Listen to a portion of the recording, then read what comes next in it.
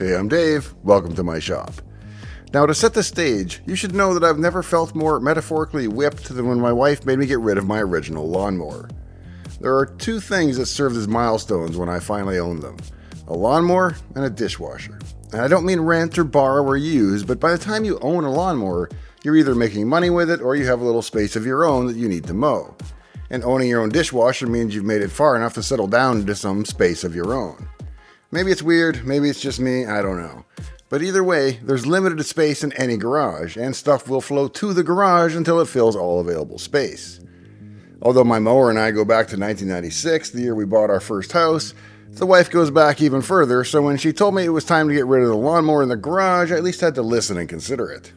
Now granted, we could use the space, and that old Craftsman mower didn't owe anybody any money at that point, so it was no financial loss, but that's almost 30 years we've been together. And yes, I mean the mower. And sure, the ripcord handle was missing and replaced with a piece of broomstick with a hole drilled through it, and the mower deck was a little rusty, but it ran, and it ran well. And I had balanced and hand-sharpened the blades to a razor's edge, and it was ready to go at a moment's notice with fuel stabilizer on board for the long wait. The problem was I never did use it. When we moved to the new house, the old mower that I've been pushing around for 10 years was retired in favor of a lawn company that comes around once a week and mows for me. And so the mower has been relegated to a life of being waxed and having its oil changed every year or two, but never actually running. And so when it was time for both the Christmas decorations and the emergency COVID ramen supply to be put away this spring, something had to go in order to make room. So I begrudgingly agreed to let the old boy go. My wife said a nice farmer came and picked it up, and now it's mowing grass on a little ranch upstate where it lives with a bunch of other retired mowers. I hope it's still having fun. Still, that psychological need to own a mower is strong. And you know what's better than a 30-year-old Craftsman mower? A new mower. And not just a new mower, but a robotic, 4-wheel drive, automatic steering, camera and sensor guided with a matrix of lithium-powered spinning razor blades that assassinate the overgrowth with extreme prejudice. It's just a JATO rocket away from me being able to blast down the alkali salt flats on it. Now my buddy Glenn, who's actually subscriber number 2 on the channel, runs some large public sites where they employ industrial robotic mowers, and he raves about them. The big win is not just that it cuts the grass for you, but that it does it every day, meaning your grass always looks fresh cut every day of the week. It's also better for the health of the grass, so it's a win-win. But those big commercial robots have a 4-foot swath and probably cost way more than $10,000, so I needed to find out if there were any consumer robots that were actually worth my time. And so I did exactly what you would do.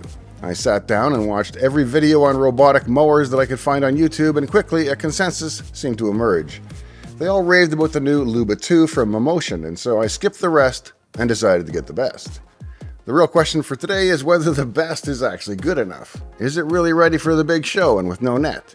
No, I generally don't do sponsored episodes, and this is no exception. No money changed hands. I just convinced Momotion to loan me an evaluation unit so I could put it through its paces. They had no input into the episode content and did not get to see it before airing. Instead, here's 15 seconds from our actual sponsor, me.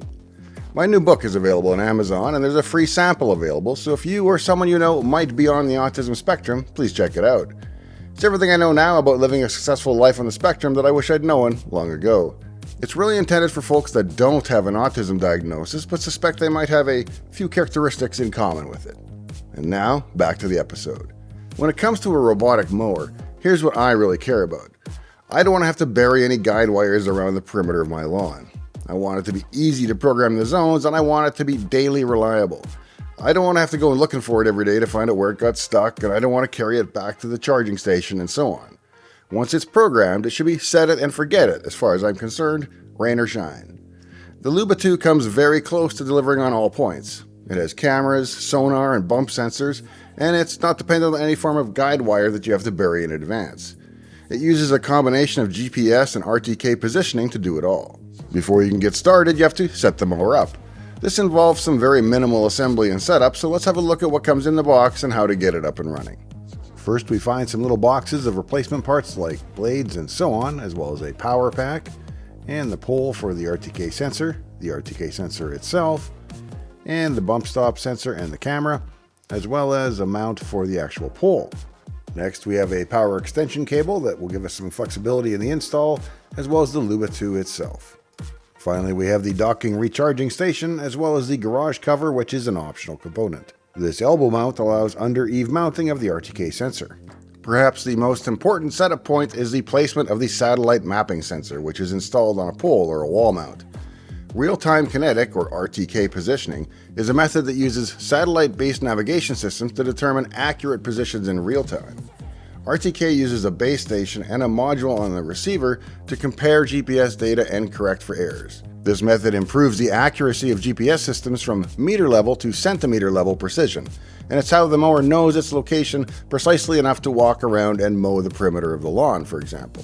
It's important that the sensor has a clear view of the sky and of the zones that you intend the mower to mow. I had part of one zone that was occluded from the sensor's view, and that's the only time it ever wound up getting stuck and needing help. As long as the mower could see the sensor by line of sight, I never had to lend a hand.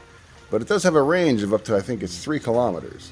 The mower can operate under canopies and out of sight using its onboard sensors, but it's much more reliable, I found, with the RTK data available. Your next decision is where to place the charging dock. The mower will back into this dock whenever it's idle or needs to recharge before completing the mow.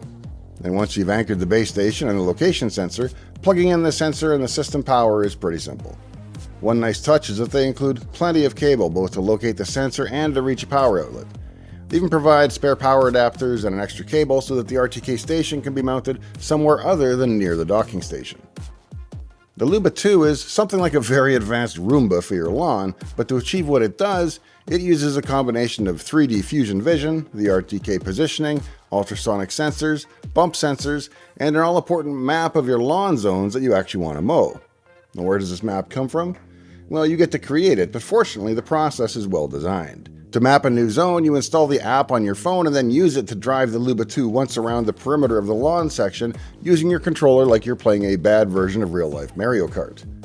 As soon as you get back to where you started, the software considers that enclosed area to be a new zone. You can have up to 30 zones, and those could include no-go zones where you make the mower go around your little wishing well or Chevy Nova or whatever you might have in the middle of your lawn. My front lawn has 4 disconnected zones to map, so I drove the Luba 2 around each of them. The last step is to make channels or bridges between the zones. To do that, you tell the software you're adding a channel between zones, and then you just drive the mower manually from one zone to the next using the controller, and it will remember how you got it there. Once all these zones are connected by channels, your mower will have free roam to work within them. The app is one of the few rough edges in the whole experience. When I first set everything up, I had to install 2 different firmware updates, and I thought I'd hooped it when the phone app timed out partway through the upgrade and the mower just sat there unresponsive. I even tried a factory reset to no avail, but then about 30 seconds after I'd given up, the mower cheerfully announced out loud that the firmware update was complete.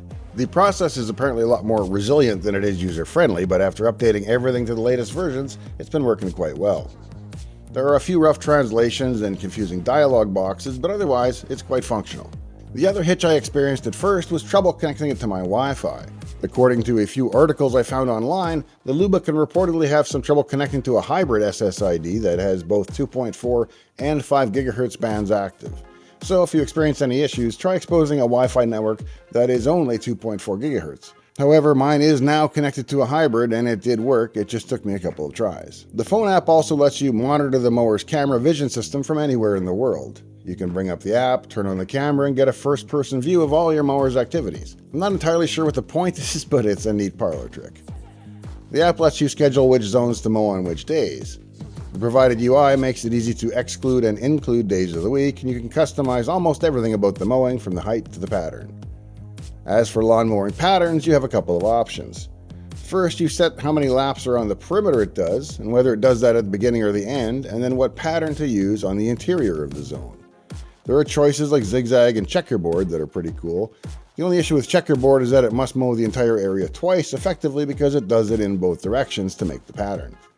You can even program in words and symbols that it will incorporate into the mowing pattern by skipping those areas and allowing them to grow taller. One nice touch is that the app has a remaining time indicator that shows you how much time is left in the current mowing job. This time does not account for any required recharging, so if your area is more than the battery can manage, it will return midway and charge. It will also recharge fully even if it only has a tiny bit of work left to do, so account for that in any time estimates as well. The 10K unit that I have can mow up to 2.5 acres, however, so it's more than capable of doing even my large front lawn in a single pass without any need for recharging. Models start out as low as a 1/4 acre capacity, which can save up to half off the price of the units that have the larger batteries. The cutting action is powered by 2 rotating discs that each hold 4 razor blades, and so you've got 8 blades swinging away in a 16-inch swath. In terms of cutting height, there are 2 models available. The base model can cut from 1 inch up to 2.7 inches, while the high model can cut from 2.2 up to 4 inches. One thing I always wondered about when wondering about pricey robot mowers is what happens if somebody steals it. Well, first off, they'd better throw it in the back of a pickup truck because they won't get very far carrying this thing, as it's pretty heavy due to the battery pack. I also managed to cut myself in a few places on the razor blades one time when I went and wrapped around the bottom to try and pick it up, so it even put up a good fight when I tried. In more practical terms, the Luba 2 binds to the original owner and supports a lost feature, preventing unauthorized use. When it's removed from its geofenced area, it will also sound an alarm. There's also a small security key in the back of the mower without which it will not run. Rather than locking up the mower, you can pop the key out, which will at least render it useless to whoever steals it, if that's consolation enough. You could also hide an AirTag in it or install a SIM card in it that supports cellular networking, which allows it to report its position back live over that cellular network.